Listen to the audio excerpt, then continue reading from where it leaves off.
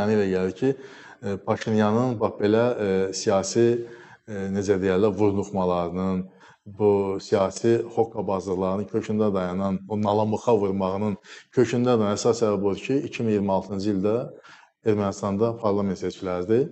Prosesi bura qədər uzatmaq niyyəti var, yoxsa? 2026-cı ildə parlament seçkiləridir və xüsusilə də bilirsiniz ki, yerli özünü idarə etmə orqanlarının seçkilərdə Gümrük kimi paytaxtdan sonra, İrəvandan sonra ən böyük şəhərində hakim partiyanın və Paşinyanın partiyasının məğlub olması hesab edirəm ki, o revanşistləri biraz da ruhlandırıb və Paşinyan belə olan vəziyyətdə daha ciddi addımlar atması üçün daha ehtiyatlı davranmaq istəyir. Və 2026-cı il parlament seçkiləri kabusu var Paşinyan üçün. Ona bir kabus kimi görünür.